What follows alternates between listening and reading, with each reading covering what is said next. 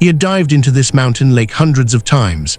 The cold water, the silence, the familiar depth, nothing unusual. But on that day at the very bottom, he saw something that wasn't in any archive or report. A rusty helicopter with USSR markings, hidden under the water for decades. Who had sent it there? Why had they kept silent about it? And most importantly, why was he the one who had to find it? He spent all his money to raise it to the surface. The whole town laughed. No one believed it mattered. But when the truth surfaced, the laughter vanished forever. Watch to the end to find out why this discovery was no accident.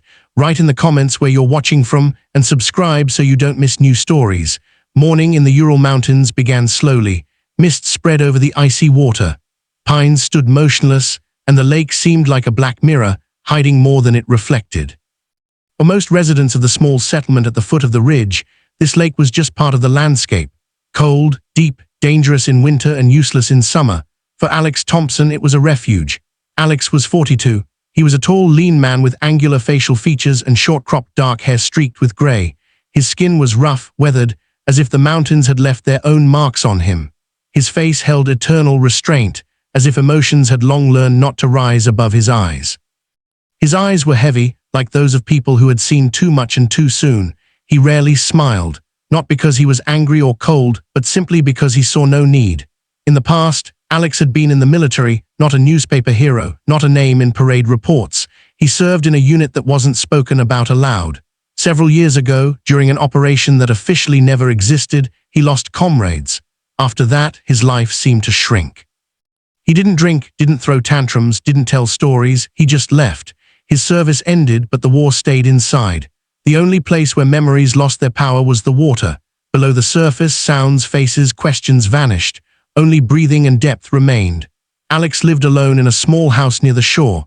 Next to it was his modest dive station, a wooden building with peeling paint, a compressor, tanks, and an old table for preparing gear. He earned money teaching tourists and doing rare technical dives. The money was just enough to depend on no one. In the settlement, they considered him strange, quiet, withdrawn, always alone. Alex didn't argue with that. In his experience, people rarely cared about the truth. Labels were enough for them. That morning, he went out to the lake earlier than usual. The wind was weak, the water's surface almost still. He silently laid out his gear, checking every strap, every valve. He did it not out of fear, but habit. Underwater, mistakes weren't forgiven. Before entering the water, Alex paused. He looked at the mist, as if listening to something. He had no plan, just an inner feeling that today he would go deeper. The dive began smoothly. The cold embraced his body, seeping through the suit, but Alex accepted it calmly. He knew this lake, its drops, its sudden cliffs. He knew it, but not completely. With each meter, the light dimmed, colors faded, sounds dissolved. Only the rhythm of breathing and the soft pressure of water remained. Alex moved slowly, carefully, not stirring up silt. At the depth where few descended, the bottom changed. Rocks gave way to dark mud. That's where he noticed the oddity. First, a line too straight. He stopped, hovering in the water, peering. His heart beat faster, but not from fear, from recognition. This shape didn't belong to nature. Alex swam closer. The flashlight beam slid over a surface covered in algae and rust. Under layers of time, metal hid. He saw the fuselage. The helicopter lay on its side, half buried in the bottom. The blades were splayed, as if frozen in their last motion. Moss enveloped the body, but the shape remained clear. Alex felt something tighten in his chest. This wasn't a civilian craft, not a recreational one, a military. He slowly circled the find, trying not to raise sediment. The mud rose anyway, as if the lake resisted his gaze. In the murky water, the cabin windows emerged, blind, matte, like the eyes of a dead creature. On the side, traces of paint guessed. Under layers of rust, symbols emerged, familiar to the point of pain. Ones he had seen in old photos in archives that later disappeared. The markings were Soviet. Alex was overcome by a strange feeling, not fear, not joy, but heaviness. He looked at the machine that shouldn't be there. The cargo compartment door was ajar, not torn off, not broken, precisely open. That meant only one thing: someone had exited, or someone wanted it to look that way. Alex hovered opposite the opening, peering inside. Seat belts swayed in the water. Control panels were covered in deposits but retained their shape. Everything looked as if time had stopped here, and at that moment he realized this wasn't just wreckage, it was a trace. The gauges showed time at depth was nearing the limit. Alex forced himself to retreat. He took several photos, capturing details, then slowly began the ascent. As he rose, thoughts returned, piling on one after another. The helicopter was Soviet, without records, without traces. When he surfaced, the mist had begun to dissipate. The lake looked calm, indifferent. Alex removed his mask and sat on the edge of the pier for a long time, staring at the water. He knew one thing: if this machine was here, someone had done everything to forget about it, and if he found it, the silence had cracked. Alex exhaled slowly. He didn't yet know what he would do next, but he was sure this find couldn't be random, and the lake would never again be just a place of silence for him. If this helicopter was deliberately hidden, who and why decided the truth should stay underwater? Alex didn't sleep almost all night. Before his eyes, the dark silhouette of the helicopter appeared again and again, frozen at the lake bottom like an error forgotten to be fixed. In the morning, he woke with a clear feeling. The silence around this find was unnatural. It was created. He started with the simplest, the official path. In the local administration building, it smelled of old paper and cold metal. The corridors were narrow, the lighting dim. Alex walked confidently, though inside he felt familiar tension, the same that appeared before army reports. Behind the counter sat a woman in her 50s, Olivia Nichols, dry, neatly combed, with short blonde hair and eyes accustomed to looking through people. She was polite exactly enough to end the conversation as quickly as possible.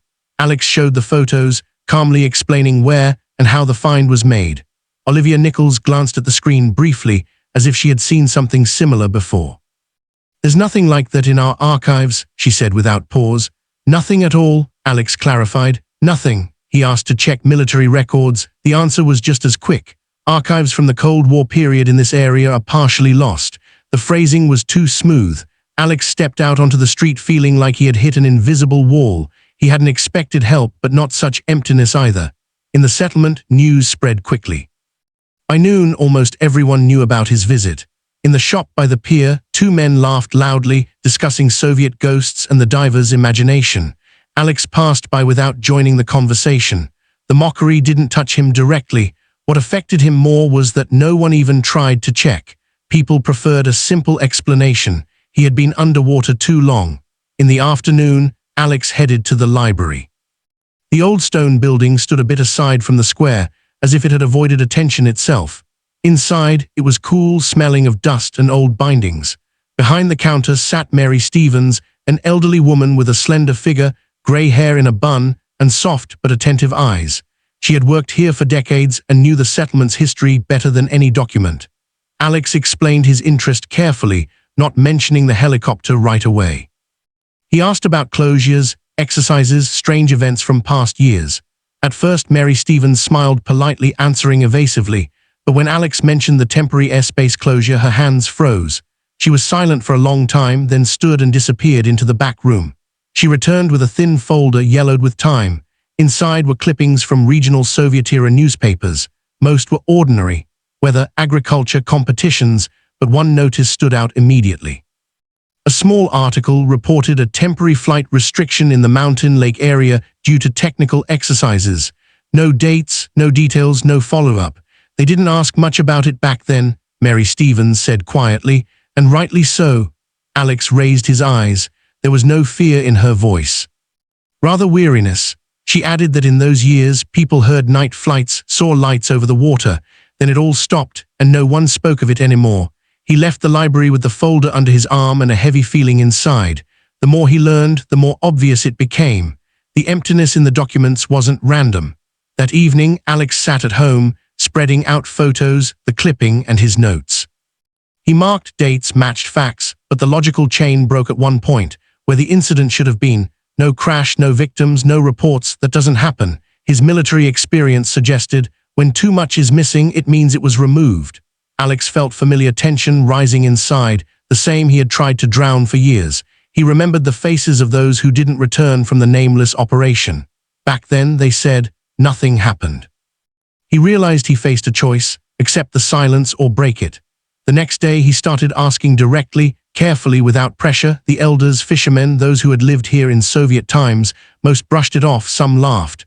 But in the eyes of a few, he saw anxiety. People remembered but didn't want to remember aloud.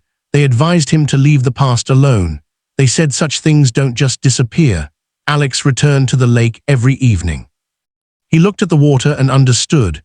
The system that hid the helicopter for decades hadn't counted on one stubborn man, and that gave him strength. He began gathering everything himself, not for sensation, not for money, but because he could no longer live pretending silence was normal. This silence was programmed, and thus it could be broken. The name surfaced slowly. It appeared in pauses, in incompleteness, in how the elders averted their eyes when Alex asked two direct questions. Robert Peterson, they pronounced it in whispers, as if the name itself could shatter the fragile balance of silence. Alex realized if the truth had survived, it was only in this man's hands. Robert's workshop stood at the edge of the settlement, closer to the forest than the houses.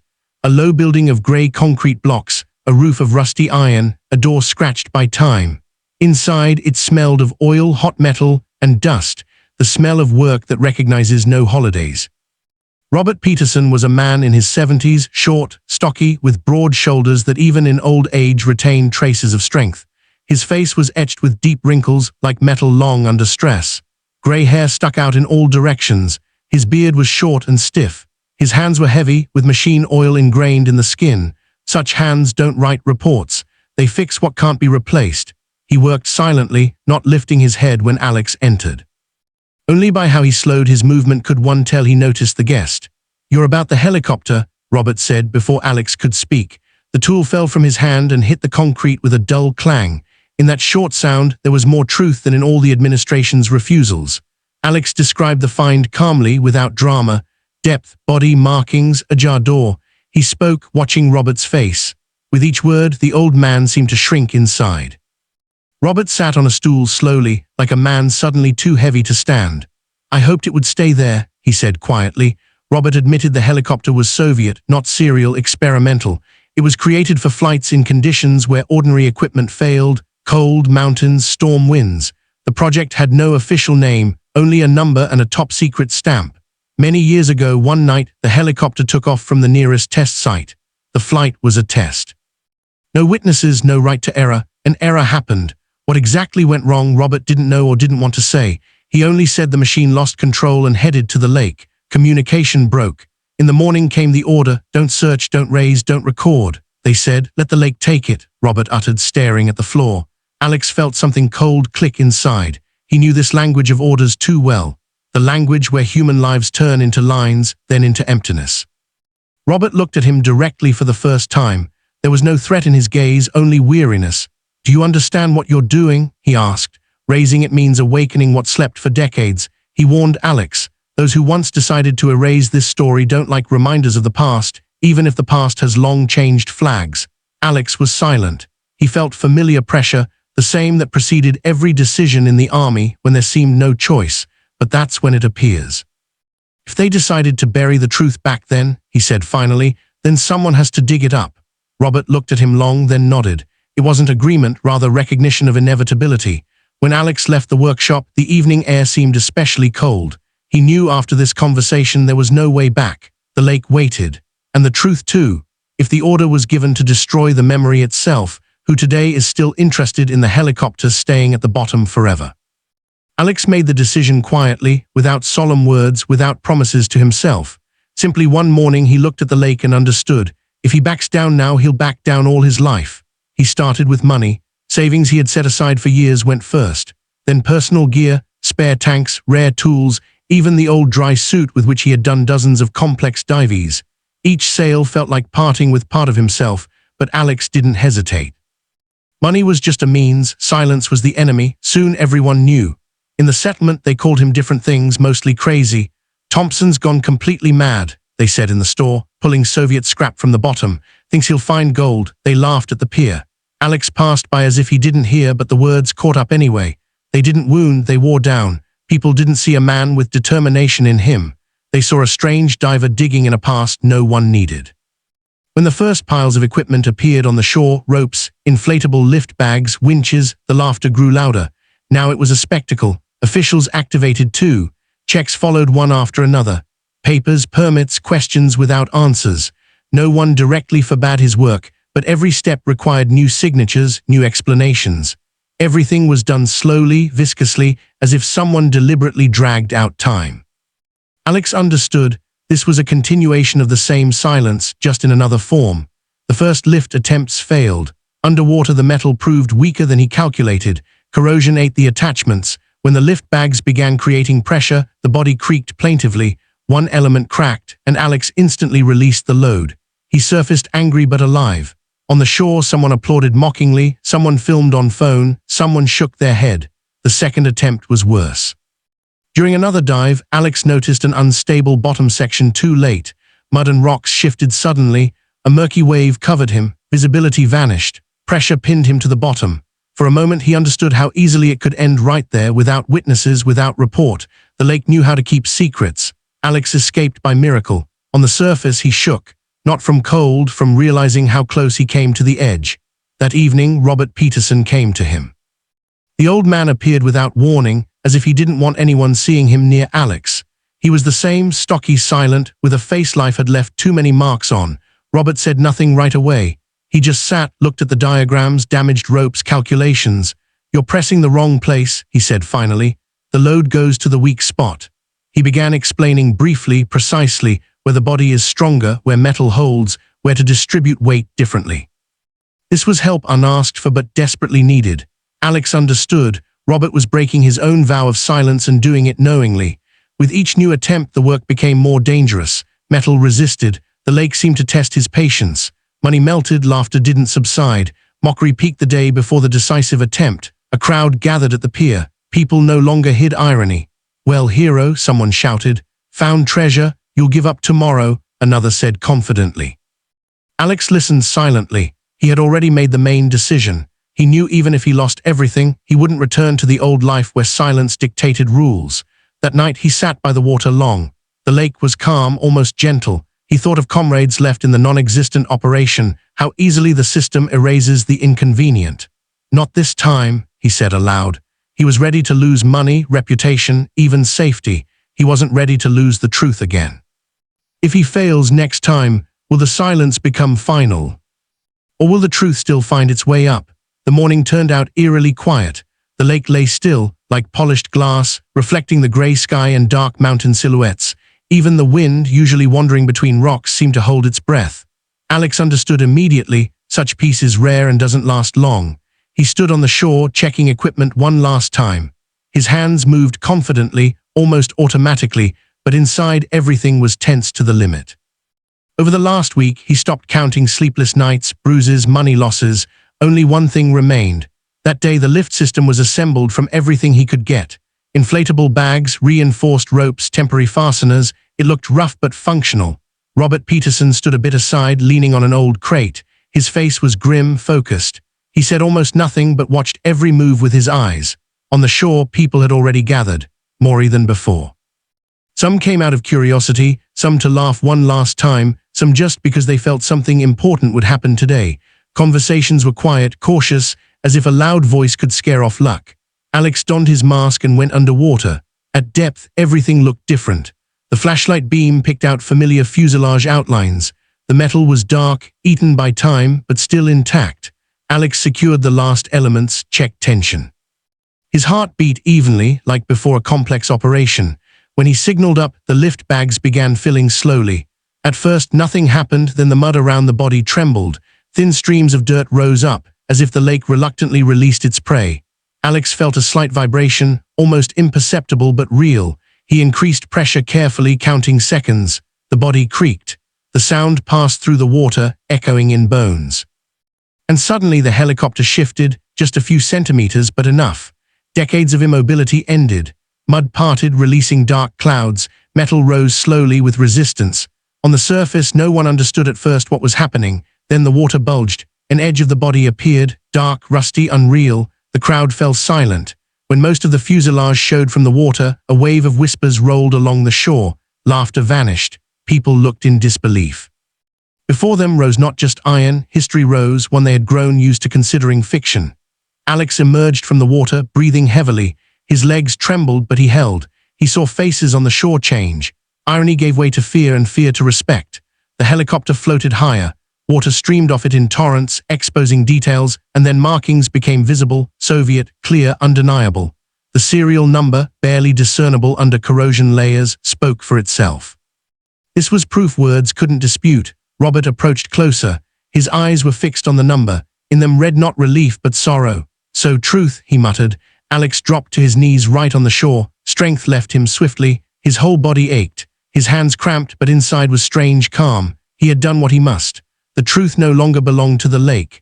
When the helicopter was finally stabilized, the first car with a regional TV channel logo arrived. A young journalist, a slender girl with short chestnut hair and too attentive a gaze, asked questions, not hiding excitement. Alex answered briefly. He didn't want to turn it into a show. Nonetheless, cameras filmed everything. Fuselage markings, people's faces. The story began leaving the settlement's bounds. Officials who yesterday nitpicked papers now kept distance. They looked at the helicopter as if it could speak. Alex understood. The lift was only the beginning. The hardest was ahead.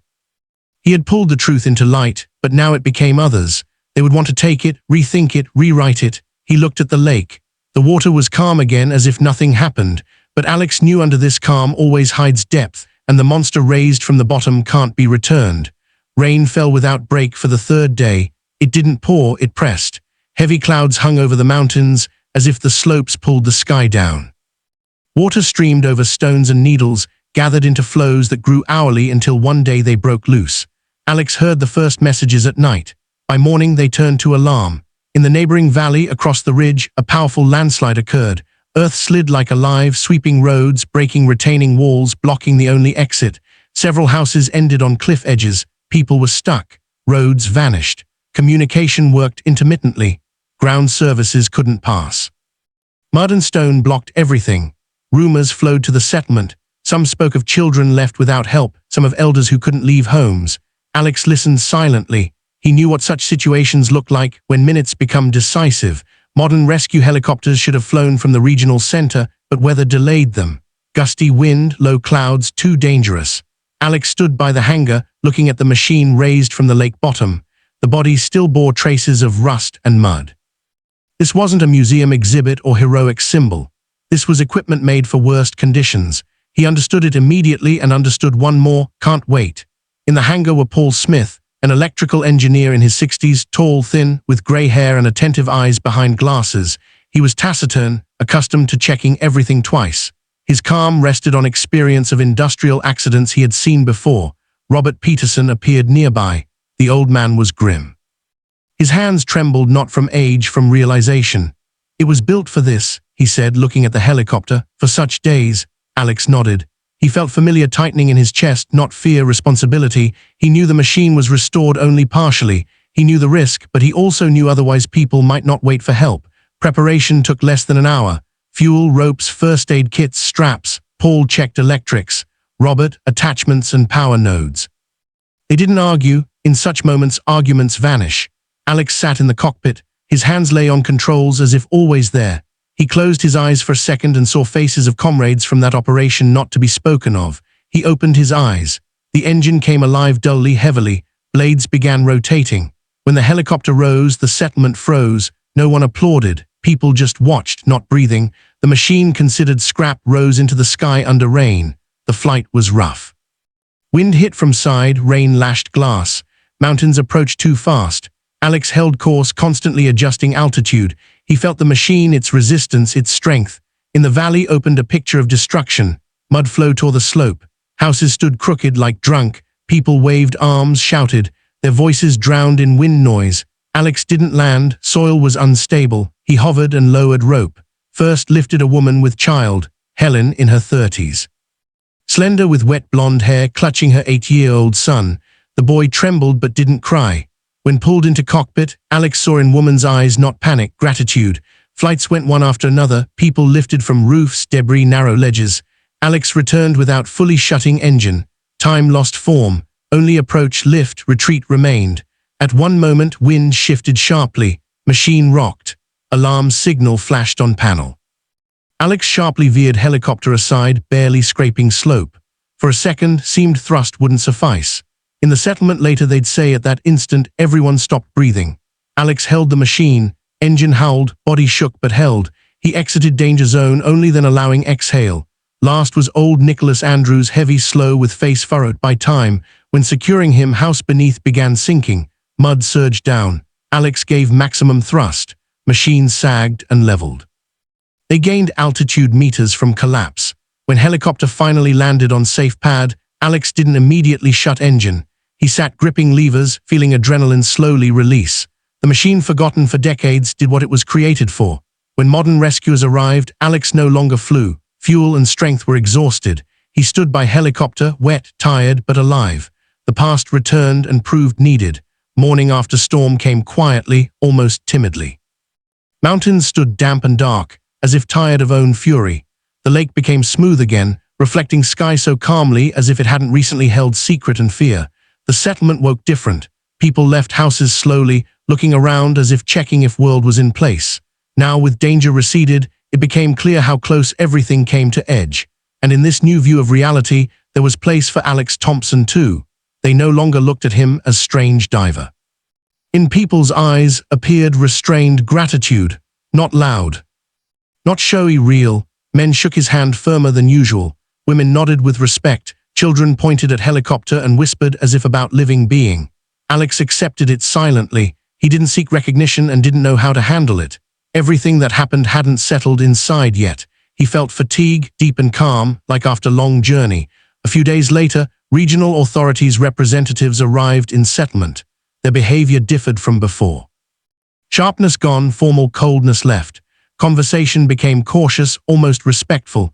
In small administration office, they showed Alex documents, not all, only those now showable. In them, for first time officially mentioned Soviet-era experimental aviation project linked to tests in mountain and extreme conditions. Crash acknowledged. Concealment explained by era's realities. Alex listened without anger. He long understood. System rarely apologizes, it just changes wording. They offered him cooperation, not as symbol, as specialist, training rescue teams for mountain work, consultations on non-standard operations, pilot preparation for tough regions, offer concrete and unexpectedly honest. Alex asked time to think. That same day he left alone. Road led through forest, upslope to place he hadn't returned to for many years. There on small hill stood simple monument without extra words, only name and dates. His comrade, one of those not returned from operation not to be spoken of. Alex stood silent long. Wind stirred grass, brought damp earth smell. For first time he allowed himself to speak aloud. Not report, not briefing, just words. He told of helicopter, how it lay decades in darkness, how raised, and how it flew again for people. Voice trembled at first, then steadied. Alex felt something heavy inside shift, freeing space for breath. "You were silent then," he said quietly, "no more." When he returned to lake, sun already leaned to sunset. Helicopter stood by hangar, battered, covered in rain and mud traces, but alive, not ideal, real. Alex approached water. He looked at mountain reflection and suddenly understood, lake no longer refuge for escape. It became witness, place where past and present met and ceased warring. He understood another. He didn't find helicopter, helicopter found him. Found man who knew what living within a silence means, who could wait, who didn't turn away. A week later, Alex gave answer to authorities. He agreed not for career, not for fame, but because he knew his experience no longer belonged only to him. Past doesn't vanish. It waits for one unafraid to raise it. On last evening before departure, Alex came to lake again, water still. He smiled for first time in long while and whispered, it wasn't in vain. And in this silence, no more escape, only peace. Sometimes we call miracle what is really God's answer to someone's silent persistence. What was hidden at lake bottom waited not for stronger or more important. It waited for one who didn't turn away. In our lives too are depths, past pains, forgotten truths, moments we try not to recall, but God knows time. And when person ready, truth rises to surface. This story reminds us, nothing happens by chance. And even forgotten for decades can one day save someone's life. If this story touched your heart, share it with those needing hope today. Write in comments where you're watching from and which part resonated most. Subscribe to channel so not to miss new stories of faith, courage, and miracles happening around us every day. May God protect you and your loved ones. May He give you strength not to fear depth and light to see truth when it rises to surface.